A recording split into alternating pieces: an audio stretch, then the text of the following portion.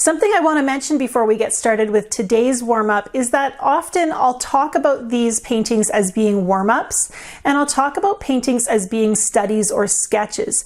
But the truth is that actually I call every painting a sketch or a study until it's complete. I want to give myself permission to make mistakes, and I cannot do that when I feel like I'm working on an important painting. So it's important to me to choose vocabulary that reminds me that I am here to grow as an artist every time I paint. I want to work in an environment of exploration and problem solving and risk taking, and I do that better when I don't make my paintings too precious. I actually am using B-sides of paper today, and I tore up this little sketch that I'd done, and look at how neat that little abstract arrangement of shapes looks. The mark making here is strong, young sensei, so that's why we see this beautiful painting, even though it's not a thing. It's just a random assortment of shapes, and you know, I don't know, there's just something very compelling about that. And that happens when we have a good mark making technique. When you've been playing with mark making and using your brush to express your personal style in your warm-up times, you get to have a lot of fun in your paintings, creating strong dynamic shapes that are really fun for your audience to look at. So I have a whole bunch of postcard size pieces of paper. They're all back sides of failed paintings. This way I get some no guilt play. I get to build my brush handling skills and have a lot of fun in the process. You are going to want to have some fun colors to work with. I like using bright saturated colors for mark making, or at least that first mark. And then another thing you're going to want to have is just an assortment of brushes. I like my Escoda number 10 rigger.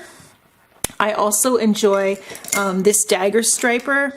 This is made by Cheap Joe's Art Stuff. It's the Loose Goose, Scroggy's Loose Goose Dagger striper, and they come in 3 different sizes, and they're all really fun to make marks with. And really using different shapes of brushes can really be helpful in this exploration. We end up, that's another Loose Goose. Because you have different marks that are created with these different tools. You can also do mark making with things like a palette knife, with a piece of a credit card, and I've used string and feathers as well, and it's a lot of fun. We're gonna just start with some brush work though. With your standard brush, and really any fun color. The goal here is to warm up and get inspired. I'm gonna use Cobalt Violet Deep. It is a favorite. And I'm just gonna wiggle it across the page. I'm using it sideways, and I get a nice big bold mark there. It looks very expressive. I was quick, I moved quickly, and ended up with a great mark. I'm gonna set that aside. I'm gonna do a couple more. Let's use the Dagger striper. I'm gonna use the really big one, the number 5. Another favorite color, how about the Cobalt Teal? Can't get through very many paintings without adding in some Cobalt Teal. This is a different brush, so it's going to make a different mark. And if there's a brush stroke I don't love, then now's a really good time to blur it.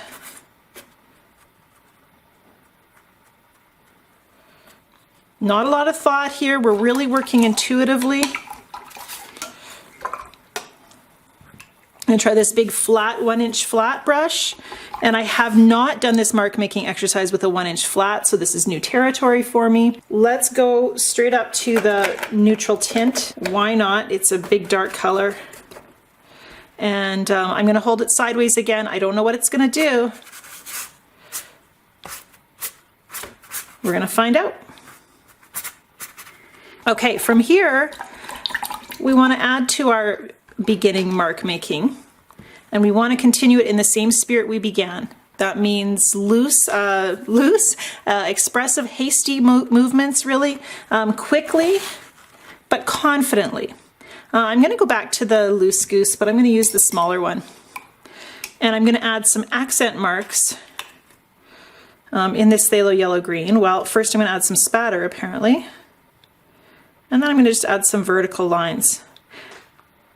And I really like verticals. I use them often in my paintings, so they're coming out here in my mark making style. You might be developing your mark making style, so you're still learning what marks interest you, and that is okay. That's what we're here for.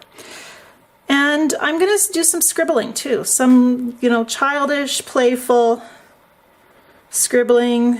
Kids who scribble often hold the pencil wrong, you know, when they're first learning to make marks on paper.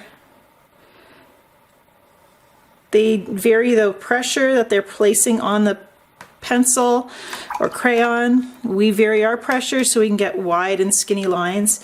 And I'm probably going to overwork this, but I'm going to go into the neutral tint.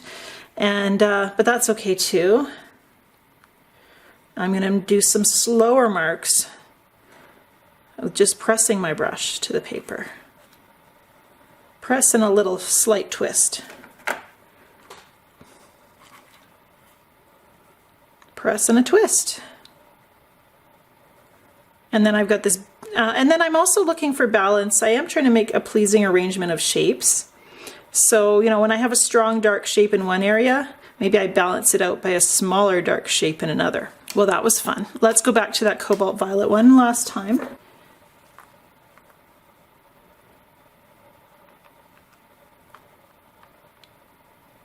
I mentioned in last week's tip that I like to bring that first color back in right at the end to just give it some dominance once again. So I have it in the back of the painting and in the front. And then we're going to set that aside. It's kind of graffiti. It's kind of fun. We'll go back to the cobalt teal, and I've got the, actually I think it's a manganese violet on my brush. Yeah, it's manganese violet. We're going to add some of that in this painting as well. Let's make it a really big single dominant shape, since we already kind of had some busy marks. I'm going to make it a cross shape. And see how we're getting just very evocative shapes. It's really fun to see how beautiful random marks can be. I'm going to use the palette knife and some neutral tint at this point. Neutral tint has this quality to kind of whoosh across the page when it hits water. So we'll see that happen if there's still some moisture on the page. One thing I'm careful to do with the palette knife is not to scratch the paper. When you're working with a piece of metal on watercolor paper, you got to be a little bit careful.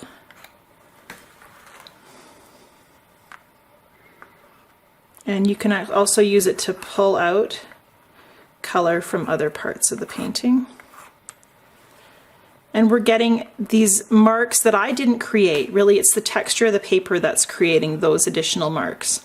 I'm feeling like I need a warm color in this painting, so let's grab a yellow. Nicolezo yellow. It might be a mistake, but it's a warm-up, so there are no mistakes. There's just playing with the paint and paying attention to the painting, letting it tell you what it needs. If it says I want some yellow, we're going to add some yellow. And it's actually working really well. I like it. See if I can make some thin lines with the palette knife. It feels a little bit like printmaking because I am pressing textures on the paper in a way. Okay, we have one more, and my neutral tint painting is probably almost dry. It's gotten weirdly absorbent into the paper. Usually I feel like I would have expected it to sit on top of the paper. Let's grab that flat brush again, and let's choose a green this time. Cascade green. Working it up a little bit to get that nice saturation of color. And then I'm just going to press it on the paper.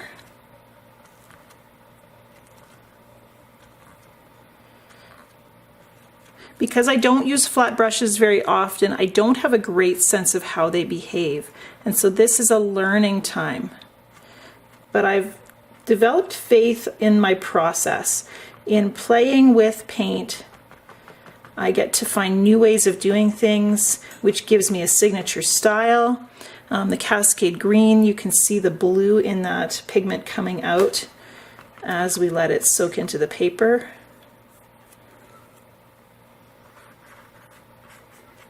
And this is probably my least favorite so far. If it's not going well, that gives us complete freedom to go a little nuts and do things that, and overwork it, I guess, do things that are unexpected. This is ultramarine blue.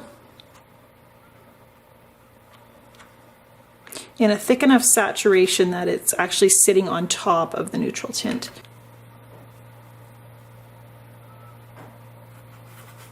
And putting in that neutral tint one last time. Remember that if a painting's not pleasing you, you can kill it or cure it. Keep painting. The worst that can happen is it gets more ruined than it already was. And the best that can happen is you have a breakthrough. You learn something new about yourself or about watercolor, and you strengthen your ability, your technique.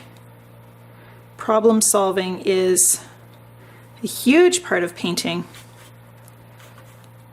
And by continuing to paint, you're just doing more problem solving.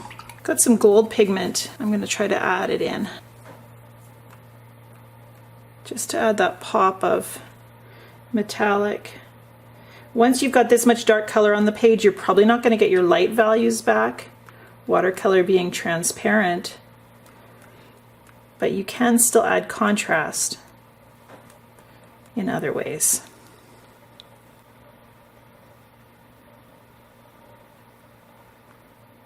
Even if just 1 square inch of the painting turns out, it's totally worth it. So I just spent 10 minutes making marks on my paper and loosening myself up, developing my brush handling style, getting to know some new colors, working out composition, looking at the balance and interplay of shapes on my painting. All of these things make me a more confident artist.